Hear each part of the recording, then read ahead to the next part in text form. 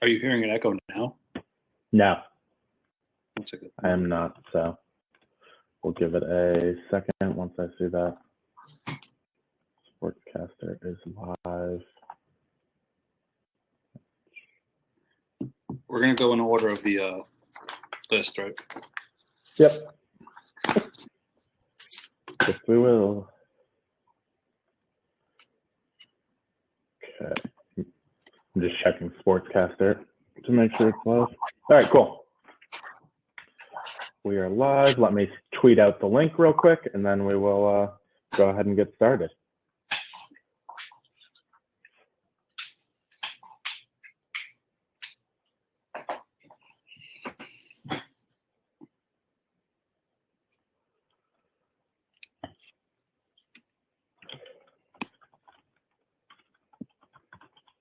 You have the Facebook page up? No, I do not, but all the comments are put right in here, and Rex said we have no echo, so that's perfect. Thanks. All right. Welcome, everyone. Thanks for joining us. We're going to start off today. Will be the first stream for our schedule preview. We'll take a look at some strength of schedule. We're going to run through the AFC East first. Danny is a Jets fan. Myself, I am a Patriots fan. So looking forward to getting through and talking through this. As always, stream is brought to you by The Breakdown Sports. So please feel free to check us out, www.thebreakdownsports.com. We have content up over there. We will be rolling out an NFL podcast this or next week called The Rollout. It will be split between NFL coverage and analysis and fantasy football. So that will be led by Jeff and Trent. So make sure to check out our website, check out our Twitter feed in the coming week for us to launch that. Because we're doing AFC East first, we will be running through every division over the next, say, 4 weeks. Sometimes I'll have Danny on, other times I'll have other people from the Breakdown Sports joining me on this.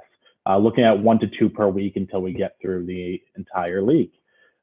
Just some background info on myself. My name is Jordan. I am known as El Jefe of the Breakdown Sports. I started the Breakdown about 18 months ago and have been a little bit busy the past few weeks, but finally able to get back on a stream and produce some content. As far as content goes, I mostly contribute for NFL. So I'm a big NFL fan, enjoy NFL analysis. So we have a lot going on over there and really enjoy this time of year. The prep work for NFL is probably what I enjoy most about handicapping the league.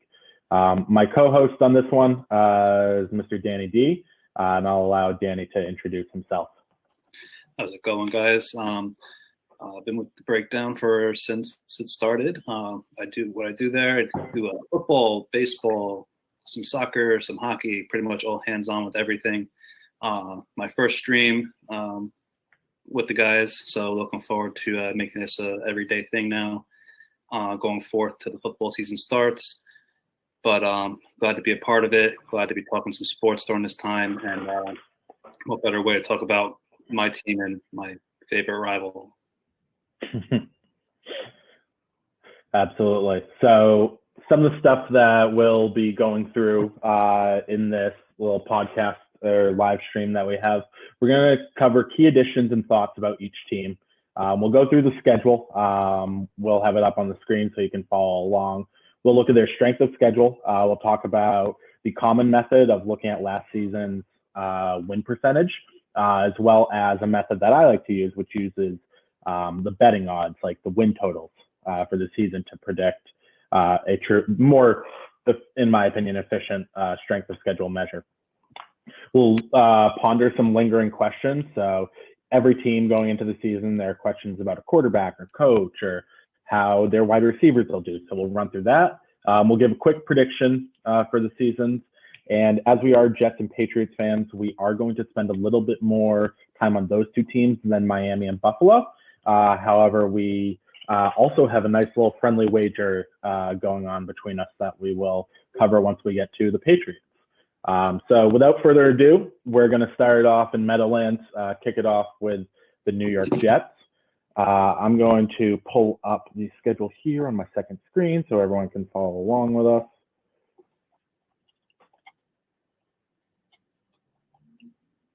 Let that come into focus. All right, so real quickly off the top, you can see the Jets bye week is right here. It is on the 11th week. So they have a little bit of a later bye week than most other teams in the division. The Jets overall have a pretty tough schedule. However, they're hoping that this year, hopefully avoiding some injuries, they'll be able to have a lot more success than they had last year. Danny, as the resident Jets fan, I'll give you the floor, let you talk about the team for 2 or 3 minutes. And then we'll go through some of their key additions and things like that. Well, it is nice to have a late bye week, like you mentioned. Last year, I think they had in week 3 or 4, their first possible week. So they were playing bigger stretches last year, which the way it was, with Darnold coming back helped. He was on fire when he came back from his mono. But hopefully this year a little bit different. Like you said, the injuries, a lot of people coming back from injuries, Darnold being one of them, missed most of the year last year and then came back. But overall, the schedule is one of the toughest. It's actually second toughest to New England in the whole NFL. A lot of tough games, even some home games like San Fran, which I pointed out before, is basically an away game. Those fans travel well. I've been to a Jet San Francisco game in Meadowlands. It was all red, no green in sight. So definitely, they're at a disadvantage. Regardless, even the Patriot games, when I go, New England represents themselves well. I have a girlfriend that's a Patriots fan, so she represents them as well there too. But not going to be easy for them. I have them as an 8-8 team. I don't know if you want to go down, break it down game by game thoughts, but I have them as an 8-8 team, just missing the playoffs. They are going to show improvements from last year to this year. Their schedule. The schedule is more out of conference and that's going to be the hardest part. The division itself, minus the Bills, I don't think is going to be much of a issue. But it's a Jets though. Every game's an issue with them. They'll be superstars and destroy the Bills week 1, and then when they play them later in the year when it matters, they'll get destroyed. And so nothing's easy with the Jets. If anyone's a Jets fan, you'll know exactly what I mean when I say that. But I have them as an 8-8 team, just missing the playoffs. With the new format, maybe they can squeak in with that. I doubt it. But I just think they're a piece or two away offensively from making the playoffs. They really didn't do much in the offseason. I know they signed Perriman from the Buccaneers, which doesn't really move the needle much, in my opinion. Lost a good speed receiver in Robbie Anderson, which was Darnold's favorite threat. So I think they definitely downgraded. Frank Gore doesn't do much running back wise. It just adds depth. Hopefully they use Le'Veon Bell more to his advantage. Hopefully the year back in the NFL helps him from last year, but they didn't do much offensively. I mentioned they should have took the wide receiver from Alabama instead of the offensive tackle, which obviously tackle was a need, but I think the wide receiver was a better option at that point during the draft. So that's really my preview with them. Like I said, I don't know if you want to go game by game or what the thoughts on how you want to go break it down, but. Yeah, so you did mention some of their key additions, so we can kind of go through those. Rashad Perriman, as you mentioned, the wide receiver, came from the Bucs.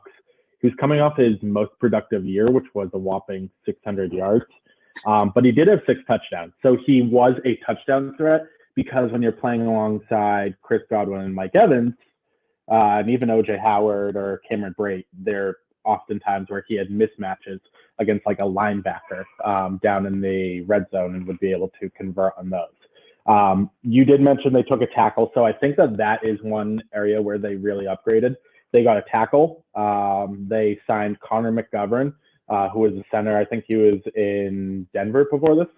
And he's their best center since they've probably had since Nick Mangold, which they've really struggled with centers.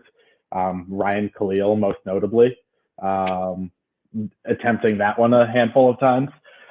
They also got another tackle. So they had some offensive line depth issues last year. It seems like they're starting to shore that up.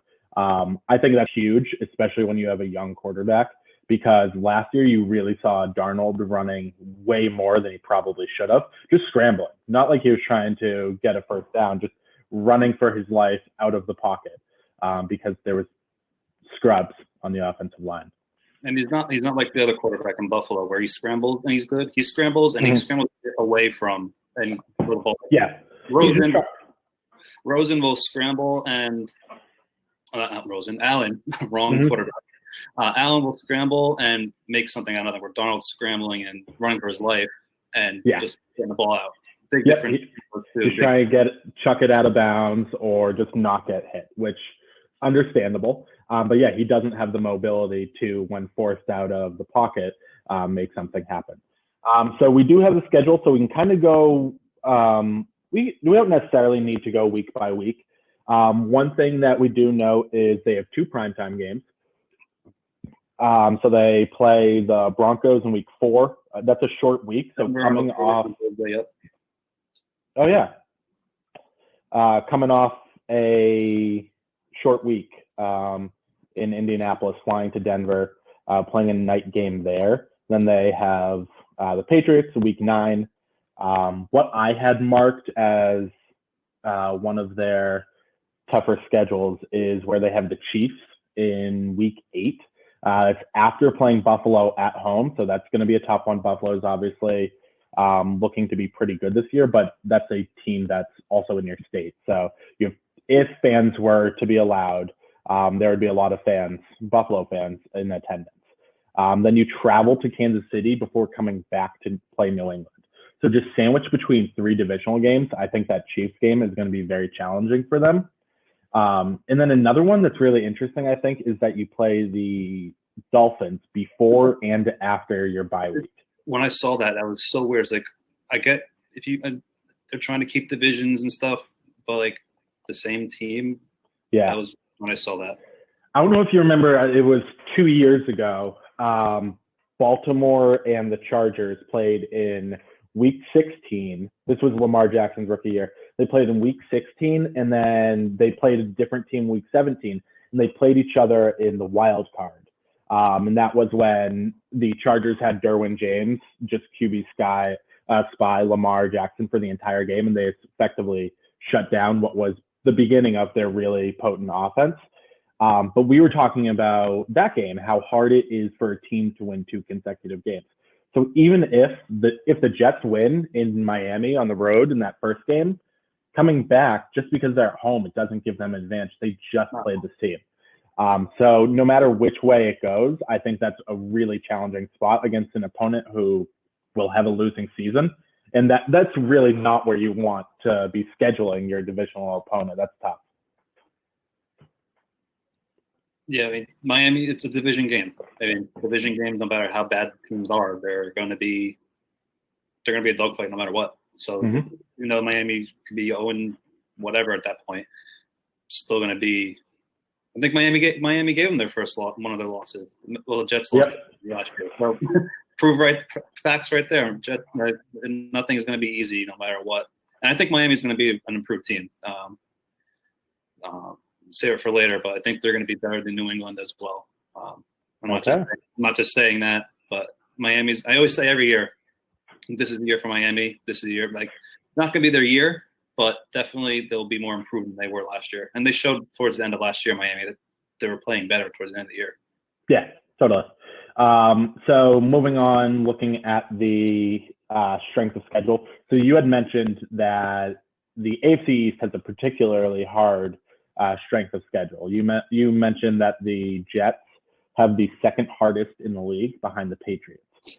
So the way that you are looking at it is the way that every other company in ESPN and NFL and a lot of the media companies use for strength of schedule. So that's where they base it off how a team does last year. Whereas what I put on this sheet and what we have down here is looking at the Vegas win total. So the big difference is when you have a team like New England.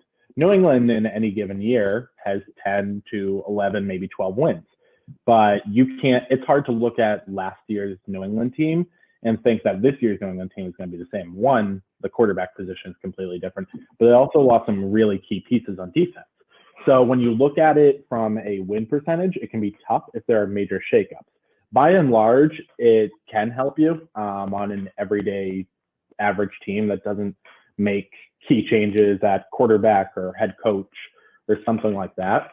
But because New England has a QB change, Miami's possibly looking at a QB change at some point in the season, it makes it a little bit more hard for the AFC East.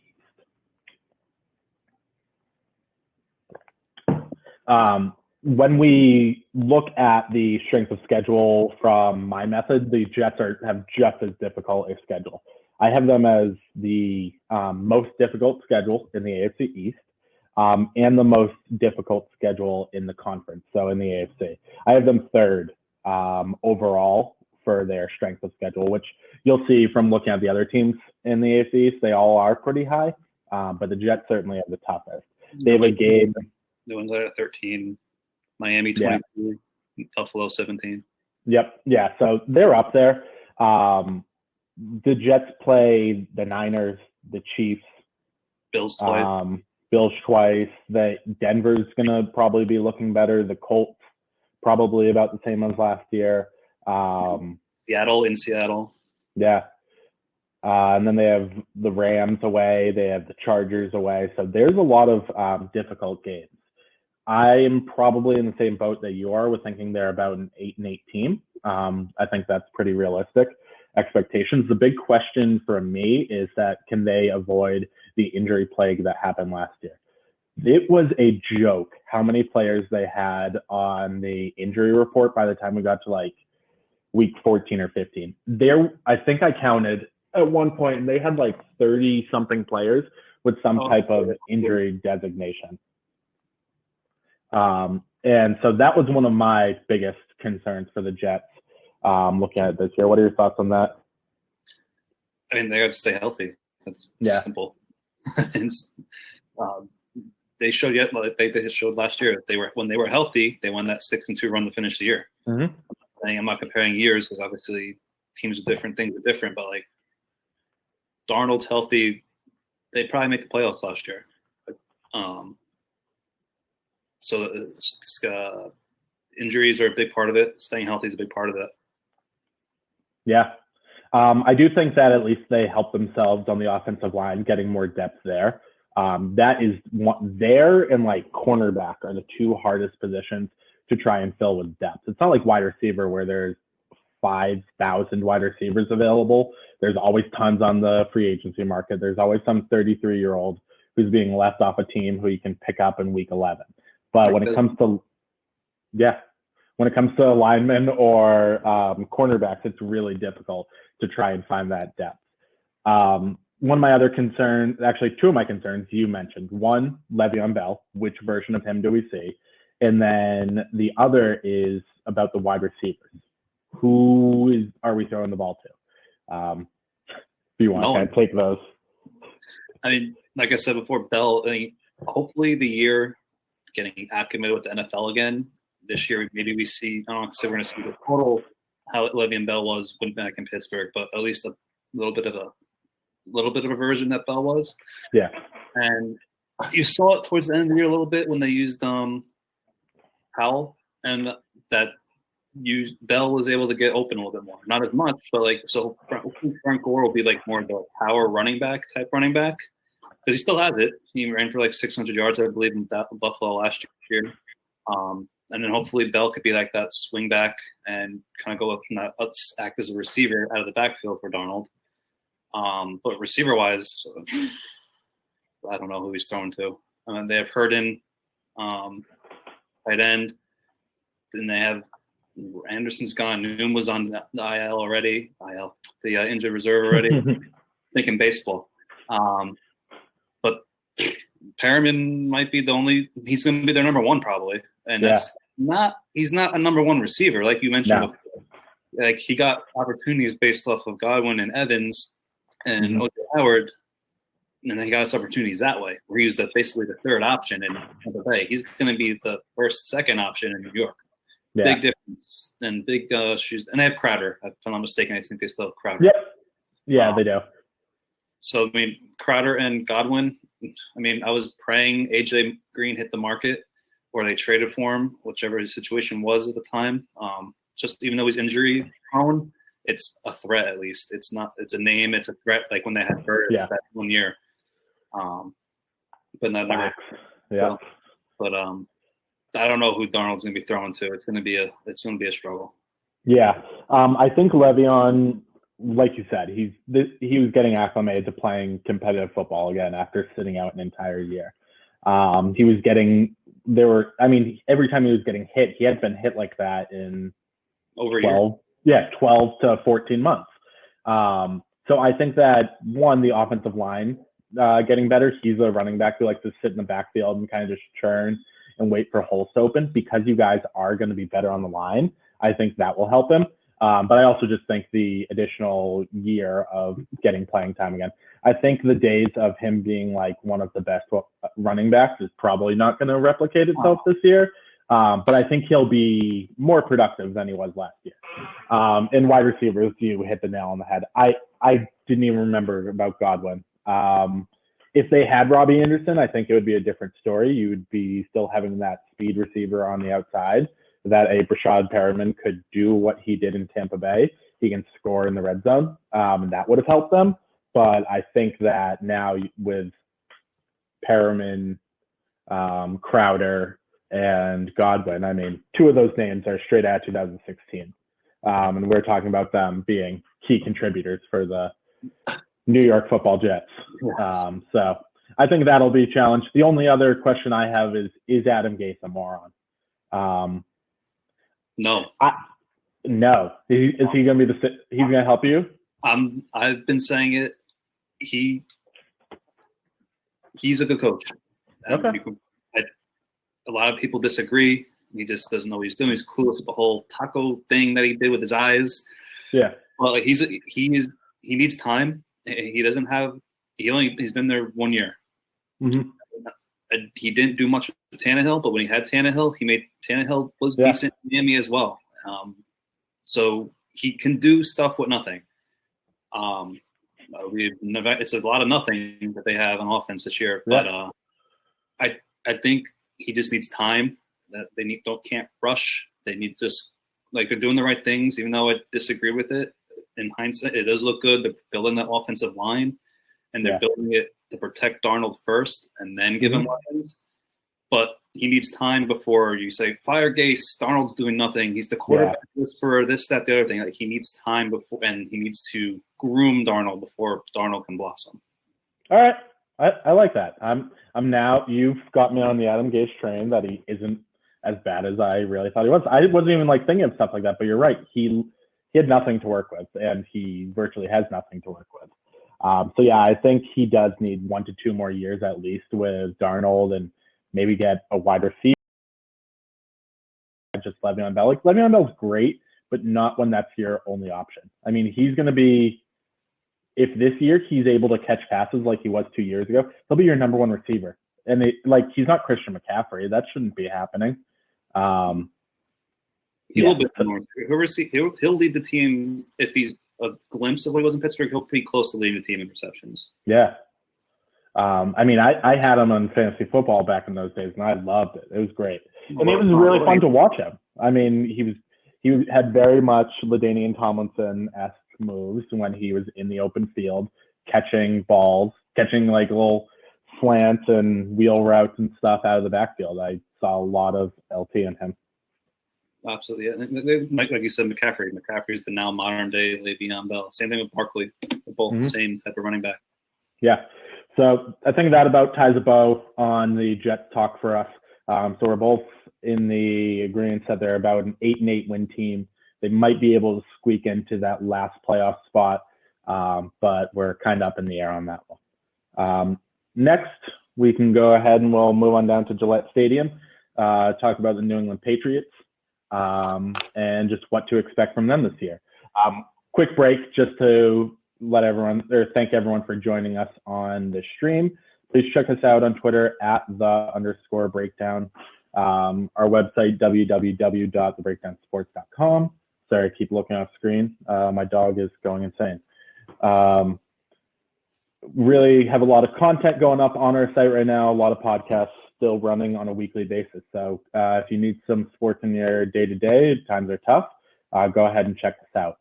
We do have our merch store scrolling across the bottom. That's where I got this hoodie quite some time ago from, so go ahead and check that out. We do run sales once or twice a month, so we usually do a 33 to 35% off sale. So we should have one coming up at the end of this month, beginning of June, if you want to check that out. So, New England Patriots. Your Titletown team? Yes. New England Patriots. It's tricky time. I'm actually, as a Patriots fan, I am excited. I am excited to see what is going to happen with the Patriots following what has been the last 16, 17 years of my football life. I am old enough to remember pre-Tom Brady. So I was New England's biggest Drew Bledsoe fan. I met him when I was 6 years old when he had broken his finger. I want to say it was one of those throwing the ball and hit a lineman on the head, on the helmet, and he broke his middle finger. I remember meeting him with my dad at a Borders bookstore, throwing it back to the 2000s. But this is 97, 96, shortly after he was drafted. And my dad and I met him, and he, at that time, was the tallest man I had ever seen. Drew Bledsoe was like 6'7", 6'8", and I remember like looking up at him. I don't have a photo actually hanging here, but I have an autographed photo of him, my father, and I. My dad was an adult man, but he looked like a child standing next to Drew Bledsoe. My dad's like, 5'8", 5'9", but you're standing against one of the tallest quarterbacks in the league at that time. You're going to look like a very small man. So I am looking forward to see what the Patriots can do. Obviously, everyone is up in arms about the Patriots possibly trotting out Jarrett Stidham, and I can understand. We let a lot of key pieces from our Super Bowl championship winning defenses go, and we kind of refilled them with scrubs. There's a lot of reason to be concerned.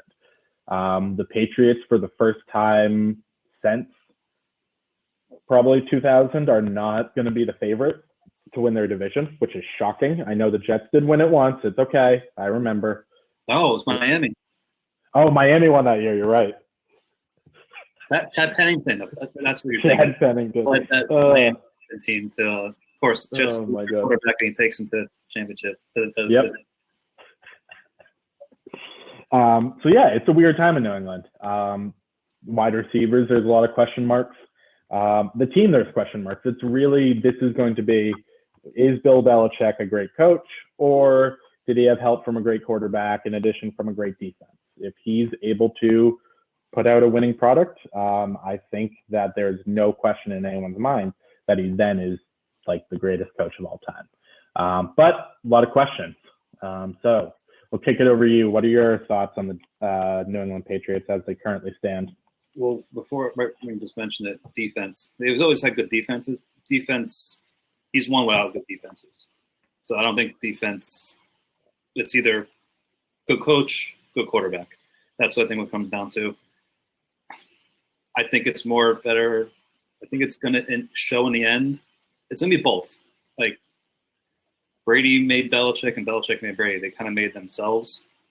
I don't think they're going to be great, obviously, because they just have this random guy that I never even heard of as their quarterback until this year. So it is going to be a different time in New England, like you said. But I don't think they're going to do well at all. They're just as hard to schedule as everyone else in the division, like you mentioned. Like you said, there's not enough weapons either going around. Same thing as when you have Edelman. I think you have Edelman and Henry as the receivers. I love Sony Michel. I talk about him all the time. My girlfriend's like, just be a Patriot fan already, because I talk about him all the time. He's always on my fantasy team because he's always good for something. But they're kind of the same situation with the Jets. They don't really have much weapons offensively, and they don't really have anyone throwing the ball either. But I could be wrong. No one's really seen Steven play. I mean, I haven't followed any preseason. Like, you probably seen more of him than me in the preseason games, but I have not seen anything of him to even know really what. But it's hard to go from the best to an unknown. Yeah, totally.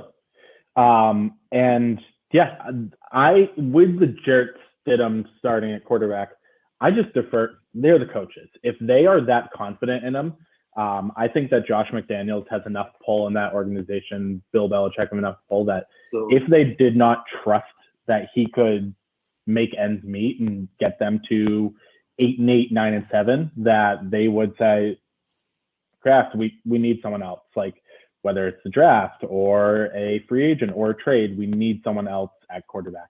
I think they're actually interested in giving him a shot. If it works out, they have a very cheap quarterback who can lead them for a couple of years until they find their next franchise quarterback. Or if not, and they do terrible, they get a good draft pick. So I think it's like a win-win situation for them. In the draft when they go like 2-14. There you go. There's the new quarterback of the future. Yeah, good point. So some of their key additions, it's kind of hard to have the word key here because they didn't really bring in anyone big of name. Their biggest addition is Marquise Lee, who had a pretty he did well with Blake Bortles. I mean, if you can do well with Blake Bortles, maybe you can do well with Jarrett Stidham. His issue was that I think he broke his leg or he tore his ACL week 1 of 2018. So last year was his first year back. So he wasn't super productive, but in 16 and 17, he was Rashad Perriman, 600, 700 yards, 6 touchdowns a season. So we'll see what he can do. They do still have Edelman, as you mentioned, and N'Keal Harry. I think that they're going to rely on N'Keal Harry big time to take a big step forward. Mohamed Sanu still floating around. I forget about him often. So we'll see. They drafted a couple tight ends. I'm not a college football tight end whisperer, so I don't necessarily know anything about these guys. But who knows? Maybe one can catch passes and one is good at blocking. And if we somehow struck another Gronk and Hernandez situation, then that would just be incredible. 2 other additions they had. They added some depth in their secondary. They let a couple guys go from their secondary. They added Cody Davis. He was the captain of the Jags defense. He played free safety and safety. They just like versatile safeties. He probably went to Rutgers if I were to look at his Wikipedia page. Rutgers or like Florida would be my guess. And then they also what's that? They re-signed or extended Chung yesterday. So yeah, they did. Yep. Also of Rutgers. They added the fullback from Green Bay, which I thought was like a weird move. I didn't know why they were adding a second fullback, but James Devlin ended up retiring due to a career-ending injury. That runs out fullbacks nowadays. Basically, yeah. Like when you look him up, it doesn't say he's a fullback. It says he's a running back. But if you look at his stats, he's clearly a fullback.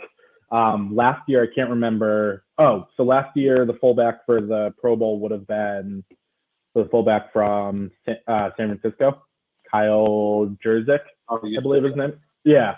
But when he couldn't play because he was going to be in the Super Bowl, Danny Vitale, the guy who's now on the Patriots, was named the starter. So who knows? Devlin was productive for the Patriots, goal line situations. He could catch some passes. So who knows? I think it will be a scrappy offense, and I'm certainly excited to see it. Defensive side of the ball, I'm curious to see what they're going to do. They let guys who used to be no-namers like Kyle Van Noy and Jamie Collins leave to bring in some other players with my sister said hello. To bring in some other players who have some question marks. So we'll see if they can turn dust into gold and see where that goes. Schedule-wise, they have some tough games. As you mentioned, but based off last year's records, they have I think they might have the hardest schedule. You have the Texans, the Ravens, the 49ers, Chiefs, Seahawks, Rams, like all good teams. As far as games that really stuck out to me, they have a late season road trip where they play 3 games on the road. There are 2 games in Los Angeles, then they fly to Miami, and then they fly north to play the Bills at home. That's going to be a tough stretch. 2 division games, and 3 of your 4 games are on the road. And that's at the end of the season, 7-8 weeks after your bye. Team's going to be beat up. That's going to be a tough one. The other one that really stuck out to me, obviously, is the Chiefs. The road game in week 4. We are going to get our asses ran out of that stadium. If that defense can't stop anything, that's going to be a tough game to watch. I mean, tough for me. Everyone else will fucking love it because the Patriots will be getting the doors blown off of them. But that's going to be a tough game. Well, they haven't really shown that they could stop Kansas City the last 2 times they played them. Yeah. Even in the play at the AFC title game, it was a high-scoring game if I remember correctly. Yeah. The banner game when they won the Super Bowl against, I think it was after Atlanta, they opened against Kansas City and they got blown out there too. Yeah, good point.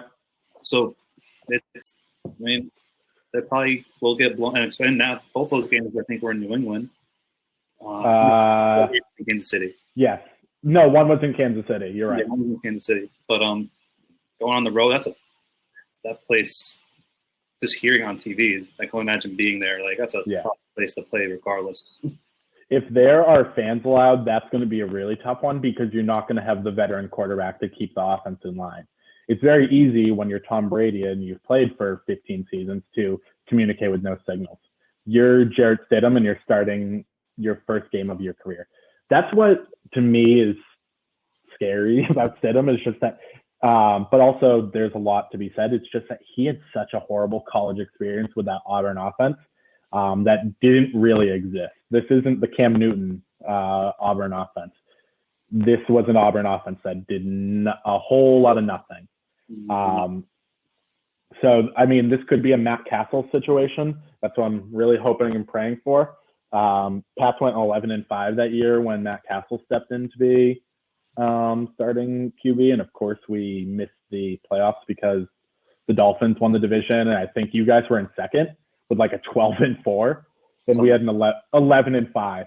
We had 3 12-win, 11 double-digit win teams in the AFC East that year. That was incredible. Patriots currently have 4 primetime games. I don't think primetime games can be flexed, but if they are starting off rough, I'm gonna bet the NFL wishes they did. That Rams game, that's a Thursday night game. Yeah, I mean primetime-ish. Primetime junior is what we'll call a Thursday night game. So they have 3 primetime and a primetime junior game. I mean, I can see that Bills game getting flexed out. Oh, it's Monday night. No, they're not getting flexed out. Yeah, they can't. I think Monday nights can't be. I think Sunday night they might be able to make the change. So yeah, it'll be interesting to see. And we mentioned they have a tough schedule based on last year. However, looking at win totals, not quite as tough. They're 10th in the league, so they have one of the 10 hardest schedules in the league based off the Vegas win totals. Second hardest in the division behind the Jets, and the 4th hardest in the AFC East. That is certainly going to be challenging for us as a team with a young quarterback, but only time will tell. What are your thoughts on their schedule? It's tough. Yeah. I mean, I think towards the end of the season, though, like I mentioned, I think they're going to be just trying to do bad, I think, at that. Because I don't think they're going to be a good team. I mentioned to you, and we'll get back to that later. I don't think they're going to be a good team. The schedule is too brutal. And I think that towards the end of the year, Belichick's not stupid. If he's going to be there or if he's going to pass the reins to McDaniels or whatever the case may be, they're just going to not lose on purpose. But they're not going to be competitive for the last few games. They're going to set themselves up for the future. That franchise is smart enough to set themselves up. So I can see them towards the later half of the year not even being competitive and just tanking, so to speak, so they can get that better pick and get that quarterback next year that they need. Okay. I will allow you to have that. I obviously, as a fan, believe in Bill Belichick. I trust in Bill. I think that they might struggle. I mean, I think that if they do go 8-8, 9-7, it's because they're squeaking by in games. Gone are the days of us beating teams by 20, 30 points. That was basically gone last year. That was basically gone the year before that. So I don't think we're going to see that type of Patriots team. I think we're going to see the Patriots team from the early 2000s. If anything, when Brady was kind of just taking over, when you had the Steelers were really good, the Jets were pretty solid, the Chiefs were good. You had a lot of good teams in the AFC. I think that just Bill Belichick, the defense, will be able to do some good things that'll keep them close into games. The question I have is, how the fuck do they score? How do they get 24 points in a game? You mentioned Sony Michel, and they have James White, two great running backs, but what they're going to score 24 points a game? Like, I don't think that's happening. If Jarrett Stidham is struggling with accuracy, I don't think we're able to move the ball down the field. So, like, how do we get to score 4 touchdowns in a game that typically you get 4, 5, 6 touchdowns, you're probably going to win. If you have less than that, oftentimes you're going to lose. If the Patriots are averaging like 19 points a game, they're really going to struggle to win games. No matter how good that defense is, if you can only produce 19 points of offense, you're probably not holding the ball very long. Your defense is probably on the field a lot. They're getting banged up a lot. And I think that's going to be an issue. Another concern is Jarrett Stidham. I'm not going to beat a dead horse. I've talked about him ad nauseum already. The wide receivers. Who are they throwing the ball to? Is Edelman still what he was in 2016? Do we have N'Keal Harry show out like he did in college football? Is Mohamed Sanu able to do anything? Like, Mohamed Sanu is a bit more of a deep threat. I don't know too much about Jarrett Stidham's arm to really know if that will be super effective with him, because I know that Sanu can stretch the field over the middle often. So who knows?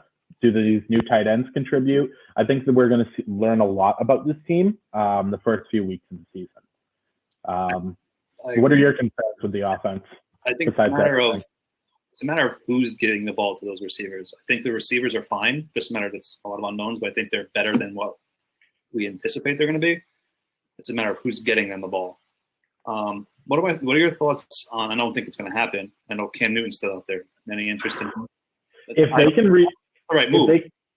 they can restructure Joe Thuney's contract, so that's what the issue right now is. They franchise tagged Joe Thuney, who's one of their offensive guards. Great guard. Definitely one of the top 5 to 10 guards in the league, deserves to be paid highly. But with the franchise tag, you're tying so much significant cap up in a 1-year deal. So they need to extend his deal to possibly get Cam Newton on the team. Another thing that I've seen is that Mohamed Sanu's contract is not guaranteed this year. So if they cut him, they could save $6 million. But I don't think you can't cut Sanu and then bring in a guy like Cam Newton and be like, hey, man, we just got rid of one of your weapons, but welcome to the team. It's like glad to have you. Harris Thomas last year. Yeah, exactly. I don't think Cam's the answer, though. I was shocked that they never signed Dalton.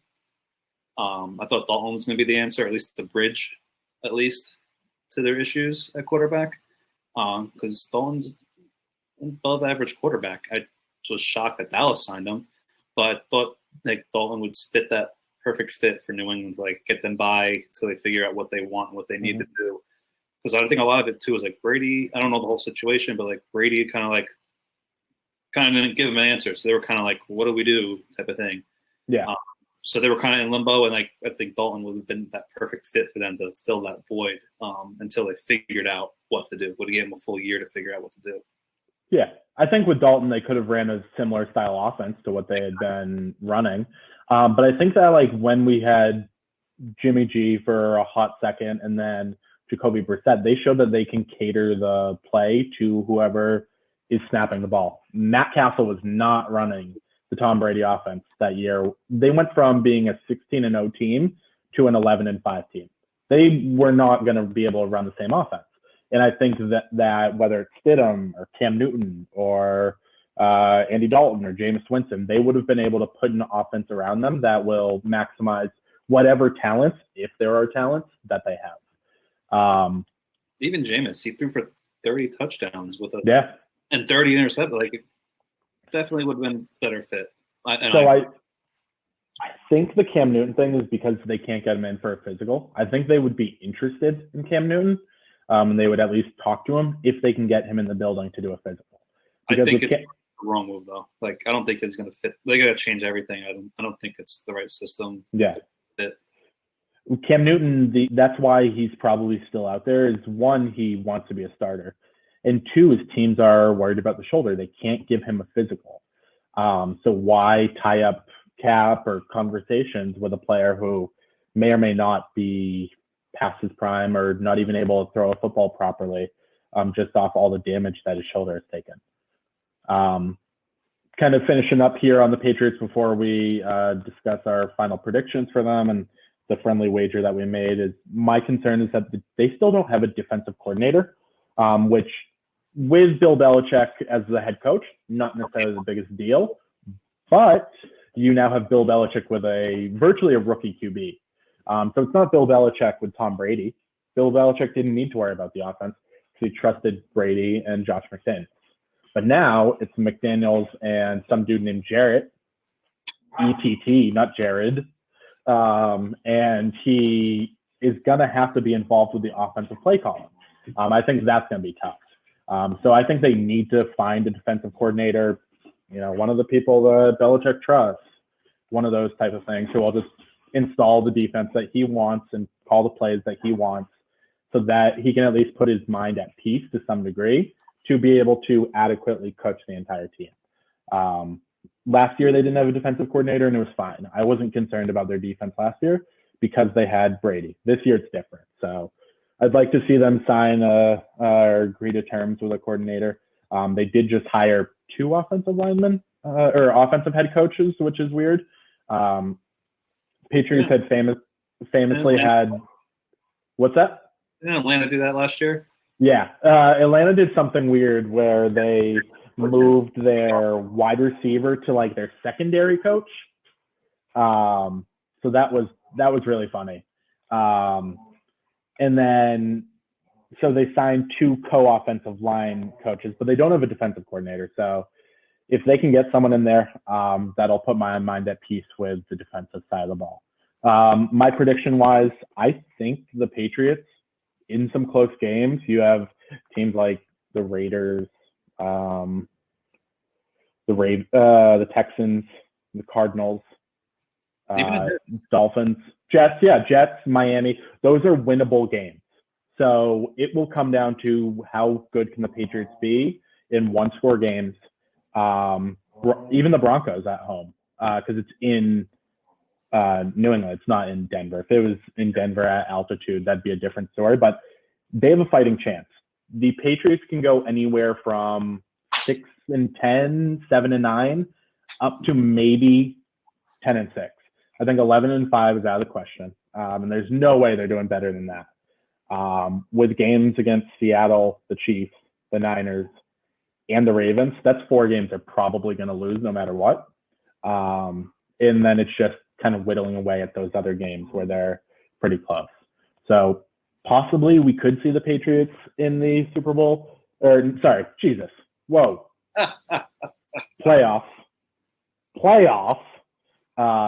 But I'm not betting my life on that. So we'll see how that goes. But as I alluded to, and you kind of mentioned as well, we are on different sides of the table and how we feel about the Patriots prospects this year. I know you are a Jets fan, but you are not delusional. So in the past, you understood the Patriots are good. Whether you like them or not, they were a good team. So I don't think you would have thought the New England Patriots with Brady would go 6-10. No. You probably thought they were like a 10-6 team every year or better. But this year with Jarrett Stidham, you do not think they are a 500. You think they're maybe a 500 team, whereas I think they could be 500 or better. So what we decided to do is put out a friendly wager on the Patriots wins this season. So because you were so bullish on thinking that they were like a 7-9, a 6-10 team, or possibly tanking for Trevor, we just. I think that once they realize they're out of it, they're done with it, they're going to tank for Trevor. Then they will. Okay, so that's not the plan now, but talk to me on the bye week, and then winless. All right, let's just continue going winless. When they put Brian Hoyer at starting QB, that's when we know the fix is in. We decided that if the Patriots win over 8 games, that I will win a bet. So we basically set a line at 8.5. If the Patriots go 8-8 or worse, then I would be paying you. Rather than putting down, $50, $100 or something, we decided to keep it a little bit more fun, and we are betting each other dinner. So end of the season, my dogs are going nuts. End of the season, we will settle up with each other to buy dinner for the other person and a guest of their choice, whoever the loser is. So it's a fun little wager that we have. I always like to try and get down a couple of fun bets like that with friends because it just keeps things interesting. Rather than turning over money to each other or something like that, I think it's fun to do something like this. Like you said before, I understand Patriots, even though I hate them. Like I mentioned before, I have a girlfriend that's a diehard Patriots fan. I've got more respect for them because I follow them a lot more than, so I do I understand when they're good. I understand when they're bad. This is a time where they're bad. Yep. We will see. We shall see, my friend. We did have a comment that I want to touch on before we finish off with the Bills and Miami. We have Rex, who reached out via Facebook, who asked, before you guys wrap up, can you give me your top quarterback in the AFC between Darnold, Tua, Allen, and Stidham? So not only are we going to give our top, but we're also going to rank them. And with Tua, you can do Tua / Fitzsimmons or Fitzgerald. Fitzsimmons. Fitzmagic. He's played for every team except New England in the division, right? He really has, yeah. He really has. And Fitzpatrick, of course. I'll take it first. I don't think Tua's going to play this year at all, so I'm going to. Okay. I don't think he's going to be great either. I think that Miami made a mistake. I think that injury is more serious than it is, but they have better doctors than anyone as an NFL franchise.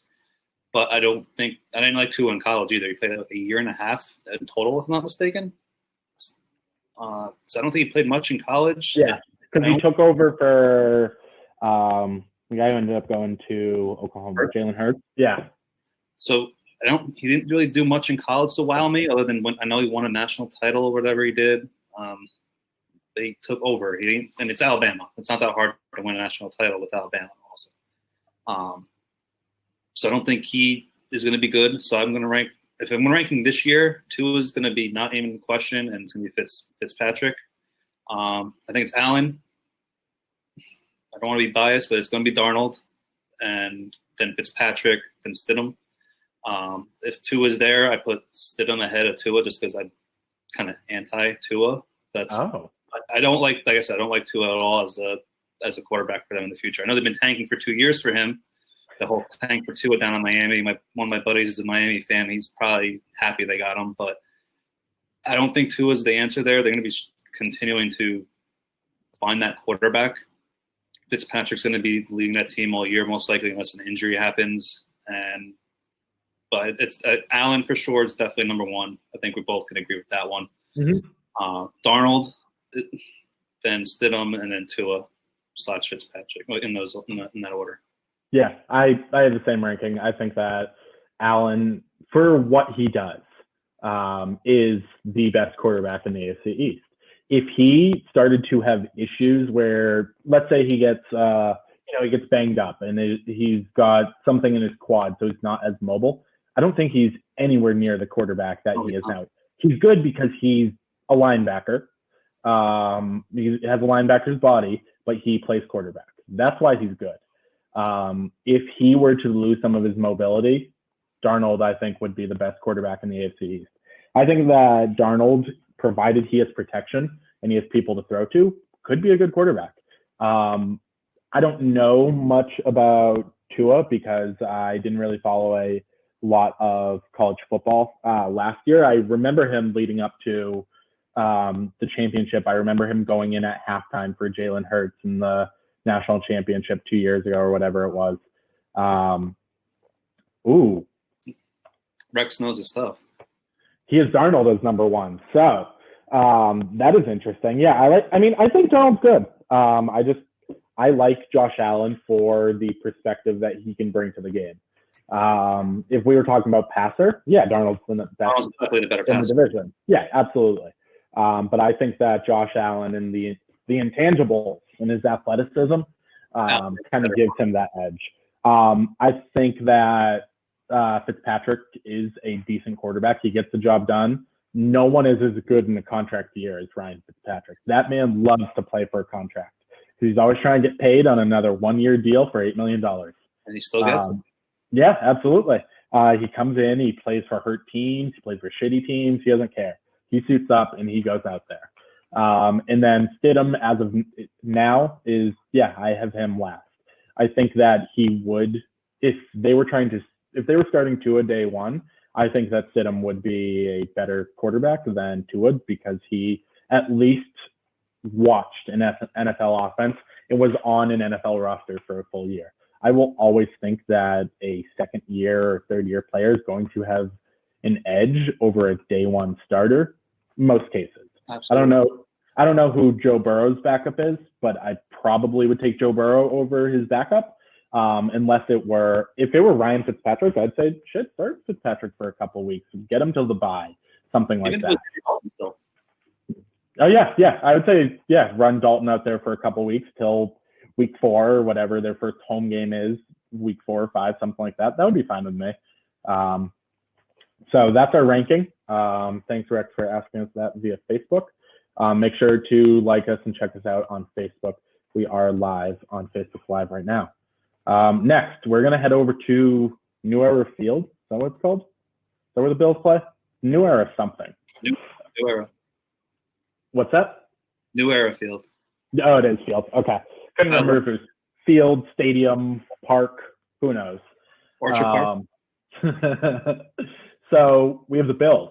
Bills, as of betting odds, are considered the favorite to win the AFC East, which is something that both you and I probably can agree with. Absolutely. I pulled up the Bills schedule, so I have it here up in the left-hand corner of my screen for those who are following along with us. Danny, what are your thoughts on the Bills this year? Or what were your thoughts on them last year? And kind of, give me your 90 seconds to 2 minutes on the Bills. They surprised me last year. I'll go with that first. I never thought Allen was that good. We talked about it. We've been talking about his mobility. He makes that offense based off his mobility. Like I mentioned before, with comparing him to Darnold. I don't think he's really a great passer, Allen, but his feet make things happen. Kind of like, pains me to say this, Lamar Jackson, where he runs around and makes things happen, but he can still throw the ball where it need be. I don't remember what it was, the exact stat, but if you get him as a pocket passer, he's not that good. His stats are really down there in pocket passing, but when he's on the run and mobile throwing, he's up there and he can throw on the run. He definitely makes the offensive go based off his ability to make plays and extend plays. Defensively, they've always had a good defense. So I don't think they lost anything. They got Diggs also. I forgot to realize. So getting Stephon Diggs from Minnesota definitely going to help him out. Hopefully, maybe that helps him out as a pocket passer. They got Diggs. But defensively, though, on the side of the ball, they've always been a good, tough defense to play against. They're not going to give up a lot of points. They're very good defensively. Based off the division alone, and even like last year you saw it. They gave the Patriots a run for their money until like 14, 15 around there for the division until I think they played each other. I think New England won that later matchup, and it's kind of But now it's their division to lose, basically. Miami's not going to sneak in there. We've had the conversation with New England, and the Jets aren't even going to be there. Like, the Bills are going to be like a 10, 11-win team. I don't think anyone's going to come close to that in the division. So they're easily going to just coast through the division and win it easily. Yeah, I think they are the best team in the division. They have one of the weaker schedules, which we'll touch on a little bit more. But I was really impressed with what Allen and the team did last year. I think that Doug McDermott's a really solid coach. I was saying to some of my friends last year, I think it was, I can't remember which team I theoretically gave him. I think it was like, imagine if Doug McDermott was the head coach of the Chargers. Like, you're a lot more afraid of the Chargers because he's a really solid coach. If he had a super talented roster, I mean, the year you had Nathan Peterman, it was a laughing stock for like 2 or 3 weeks, and suddenly they were winning games. Like, he can coach a shit roster. They literally were cutting players for no reason other than to try and lose games. Like, the GM was cutting players 2 or 3 years ago before they ended up drafting Allen, and he's still winning games. Like, he was clearly pissing off the ownership because he knows how to get his players involved. I do have a lot of respect for Josh Allen and their offense, and I have more respect for their defense. Like you mentioned, their defense has been solid, and I don't think this year will be any different. Some of the key additions, you did mention Steph Diggs. That's going to help Allen. And yes, I believe that should hold him in the pocket a little bit longer, knowing he has a legitimate threat to throw the ball to. It's not about creating an opportunity by scrambling and 10, 12 yards down the field. His wide receiver's finally open. Diggs can get open within the first 3 yards. He can beat someone off the step and can take a slant across the middle. He could take it down the sideline. And Josh Allen has the arm. Accuracy has been a bigger concern. So I'm sure this summer he has spent a lot of time working on that accuracy, and I think that'll be exciting to see. Bills added a tackle/guard, Darrell Williams. They wanted someone who had versatility. Like I mentioned, really hard to get versatility and depth on your offensive line if you don't start the season with that. So that is a big step in the right direction for them. I know they re-signed or extended Tre'Davious White. Same thing the Jets did with Jamal Adams, just exercising that fifth-year option from when they were first-round draft picks. So that's really good for them. And then they added A.J. Klein, who is the linebacker from Buffalo. New Orleans. Yeah, New Orleans. And that'll help them. They've got a lot of defensive depth. They added a lot of guys who you're like, hey, I remember that guy. He was on my team 2 years ago. Like the second, the backup type position who can play 3 or 4 positions. They got a lot of those guys. I think they are built to be a good team. Like you, I think they could be a 10, 11 win team fairly easily. They do have some difficult games, and that's what we'll get into next.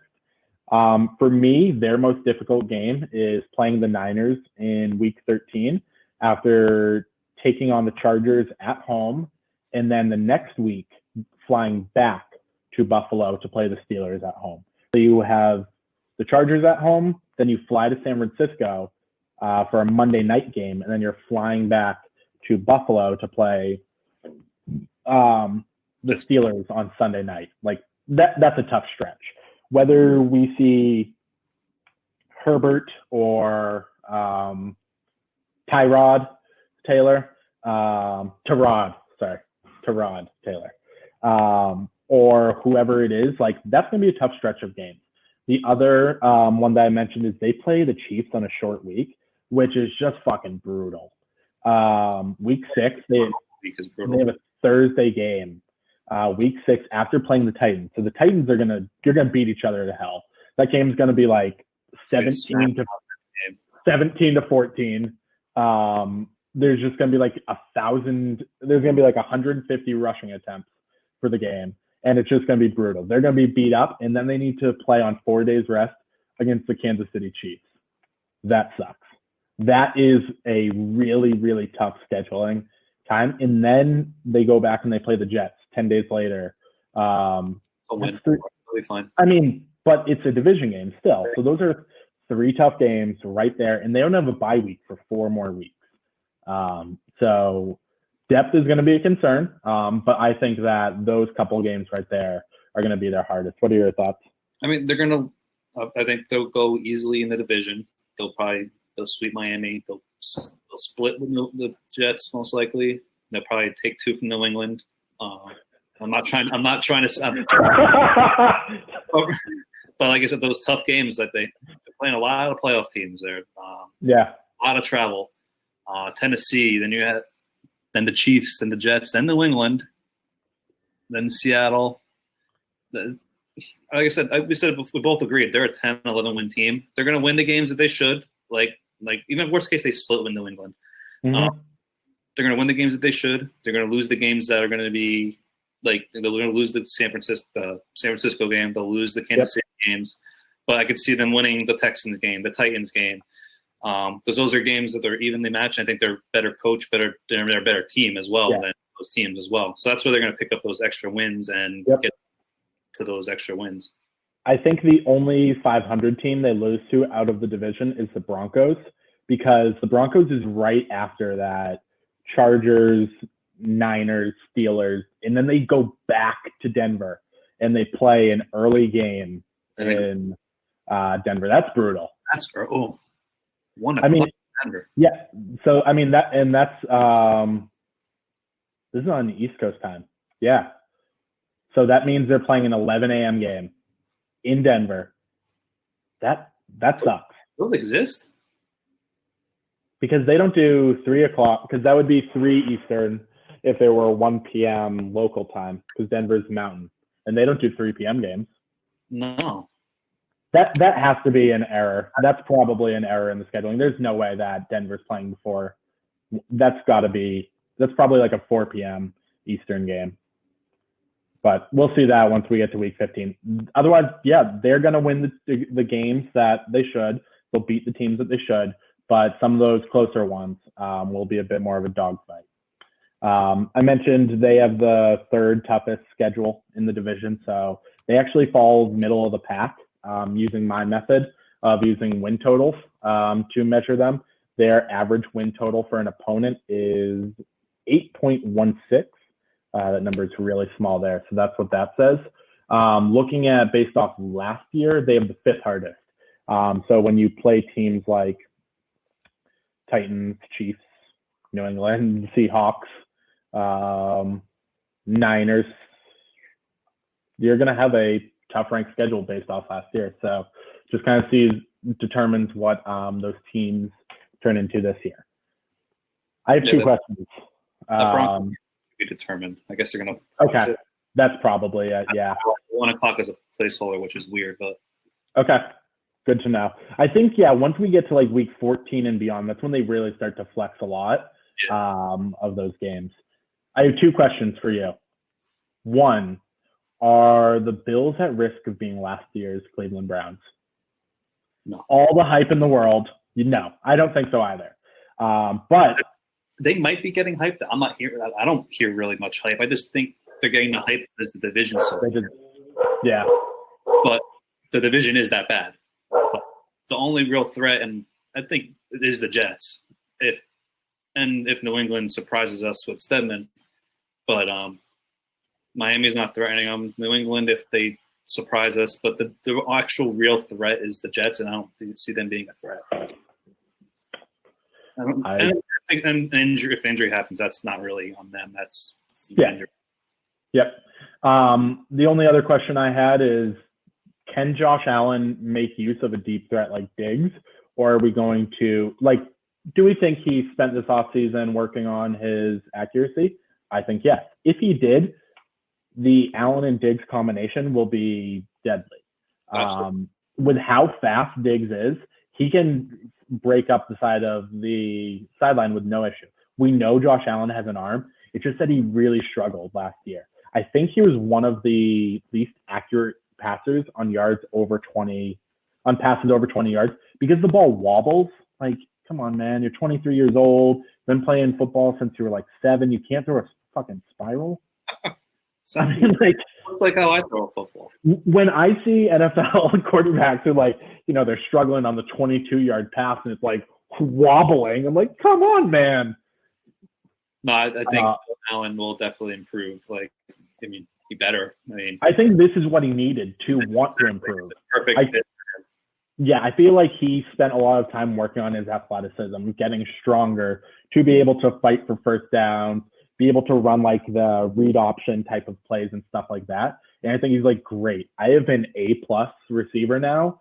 I can actually work on my deep passes and stuff like that. I think he just didn't need to do all of that previously. No, absolutely. I definitely agree with that. Cool. So we're both in agreement. We think the Bills win the division. We think they're 10 or 11 win team. And you think if they get any sort of challenge, though unlikely, it would be from the Jets. I'm kind of in the Jets and the Patriots. One is not better than the other. So I think it could be the Jets or the Patriots that will be coming in second there. We'll move on down to Hard Rock Stadium. Man, I know all the names of the stadiums in the division. Look at me. Talk about the Miami Dolphins, as we mentioned, after 2 years of trying to tank for Tua and almost not taking Tua, they tanked for Tua. So we'll see what Coach Brian Flores can do. We don't know if Tua is going to start. We don't know if Tua is going to appear in their bye week in week 11. After the bye, we don't know if they're going to start him week 7. Like, we have no idea. What's your 90 seconds to 2 minutes on the Dolphins? Like I said before, I don't think we don't mind opinion on Tua. If he does play, I think it's going to be later in the year. Make sure he is healthy. Why rush someone that's hurt or could be hurt to come back to a team that is still not there to compete for a division or a playoff spot? I think Fitzpatrick is serviceable enough to get you through whatever you need to get through this season, and however long you need to get Tua ready. I think Tua is in a situation where he doesn't need to be rushed either, because Miami is like, oh, we can win games. They have Fitzpatrick that can do that. They don't need to rush Tua to like win games where it could be a mistake. They had a lot of draft picks. I don't know all on the top of my head, but I know they definitely improved through the draft when they traded Fitzpatrick to the Steelers. They traded Pouncey, if I'm mistaken. Yeah, they did. They traded Pouncey. Yep. They had a lot of first-round picks. They had a lot of first-round talent. They traded Xavier Howard, the cornerback, I believe. So they have a lot of talent through the draft. They're going to be a very young team. They kind of remind me of the Tampa Bay Rays of baseball, where they're very young and kind of draft through their system and they're kind of building through within instead of signing people. So if it works out with the Rays, I mean, hopefully not comparing baseball to football, but they're trying to build it in-house instead of spending that money. And if they need to spend that money elsewhere, they can focus on one side of the ball where they find a struggling need instead of just throwing money at the quarterback position or receiver, corner, safety, whatever the case may be. Yep. So you mentioned they had a ton of draft picks. I just pulled it up here so I could take a look. They had 3 first-round picks, 5th, 18th, and 30th. They had 2 second-round picks, 7th and like about 20th approximately, 1 third, a 4th, 2 5ths, a 6th, and a 7th. They stacked their line. They got 4 linemen. Well, you rebuild your line draft. Got some depth. They got a cornerback, which they also got Byron Jones, who's one of the 5 best cornerbacks in the league.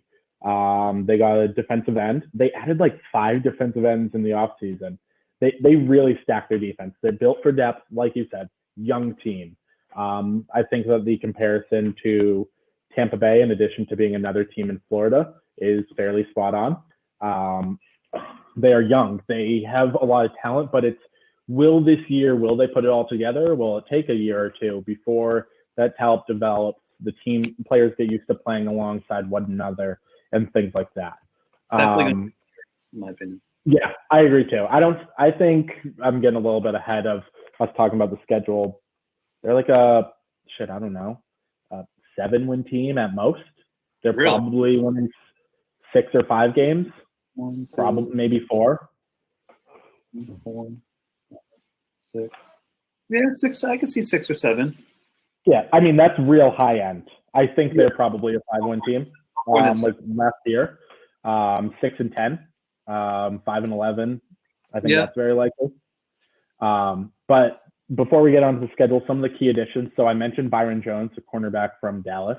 He's one of the best coverage corners in the league last year, and they signed him to a big 3-year deal. They got Kyle Van Noy, the New England South, not to be confused with New England North, the Detroit Lions. But New England South picked up Kyle Van Noy. Van Noy had 6.5 sacks last year. He cannot defend the pass at all, but he's great at rushing. He's great at blitzing, and he can stop the run. He's a great leader, what I've seen. Yeah. I think he was one of the captains last year. But yeah, he was one of those like locker room guys. I think that's probably why Brian Flores wanted him. Brian Flores was previously the defensive coordinator for the Patriots. They got Shaq Lawson, who played with the Bills last year. He was like a 5 or 6 sack a year guy, great edge rusher. Then they added Emmanuel Ogbah, who was with the Chiefs, and I think he was with the Ravens before that. He's another 5 or 6 sack a guy a year. Like, they added good pieces to an already pretty decent defense. They were one of the better defenses last year. If they can score on offense, they will do very, very well, especially with an even stronger defense. And then the last player they got, which I think this was a trade, was Jordan Howard. Doesn't do much. Yeah. My question is, which version of Jordan Howard do we see? Yeah. Do we see the Eagles Jordan Howard, or do we see the Chicago Bears Jordan Howard before Tariq Cohen stole his lunch from him? I mean, tough to tell. He's one of those Ty Montgomery types that you don't know what you're exactly getting. Because I want to throw that one in you. You never know which version you're actually going to see. So those are their additions. I don't think there's anyone else of note. Do you have anyone else? Not that no. Yeah, I mean, they did a lot for their defense. That really helped. And then the draft, they fixed their offensive line, which you desperately need if you want your young QB to succeed. They still don't have a wide receiver in sight besides Devontae Parker, who was on Instagram begging to be traded last year. But sure, maybe with Fitzpatrick, he's happier. I would be. I can't remember who was Rosen. Can't remember who else threw for them last year. Wasn't pretty. Oh, Fitzpatrick. No, he didn't. Yeah, he didn't like that. I don't know why they're keeping Fitzpatrick throwing the ball. But yeah, we'll see how they do. Looking at their schedule, they have the weakest schedule in the division. They were the last place team, so that makes sense. Looking at win totals, they have the 21st strength of schedule, so a rather weak schedule because they have teams like Jacksonville and the Bengals as their teams, whereas the Patriots or the Jets, we get stuck with the fucking Ravens and like the Chiefs. Yeah, great. Thanks, guys. So yeah, we have a little bit of a tougher schedule. They do have the Chiefs and the 49ers. Those are obviously going to be difficult games. My hardest game I have for them is they have a little stretch in weeks 4 through 6. They take on Seattle at home. So that's tough. Seattle prepares well. They travel to San Francisco for week 5, and they play the Niners. They're going to get the doors blown off. And then they travel to Denver, play in altitude. That's a tough stretch. San Francisco, you're going to get beat up, and then you're playing at altitude the following week. That's 2 tough games right there. But having just prepared for the Seahawks in week 4, Brian Flores has his work cut out for him. The other one I mentioned, because I always love these with the AFC East, is seeing where the Dolphins play in week 16 and 17. Those boys are going to be cold. Week 17, they're traveling to Buffalo. That sucks. After the new year, you're looking at maybe a high of 20, wind chill of like -10 in Buffalo, maybe some snow. Like the guys who have been playing in South Florida all year and were just at home for 4 weeks before going to Las Vegas are going to be mighty chilly in week 17. What do you like about their schedule, or what's tough to you? nothing. I mean, they're exactly what we planned them to be. Nothing glares out. That stretch, San Fran, Denver. Even when they come home against, is that two left, the Chargers and then the Rams. Like that's a tough stretch though. I think they're a 5-win team. Jacksonville they'll beat. Like the Jets that we mentioned, the Jets buying Jets. Yep. Yeah. Oh, yeah. So they're on the other end of it. That's just as difficult. So, maybe they split that. That's 2 wins. Bengals, maybe they win that one. That's 3. The split with New England because New England always has to lose in Miami. So tradition as old as time. So that's 4 wins. Maybe they get one in – no, they won't win on the road in Denver. Maybe they win on the road in Arizona. Maybe that's 5. Maybe they win on the road in Las Vegas. That could be 5 or 6. Like, that's really the ceiling for I guess Vegas. Yeah. That's just, Vegas is just Miami West. It's warm. It's fucking sticky. Even on December 27th, it's not going to be fun to be in Vegas. It's still yeah, I totally agree. So ceiling, we're looking at a 7-win team.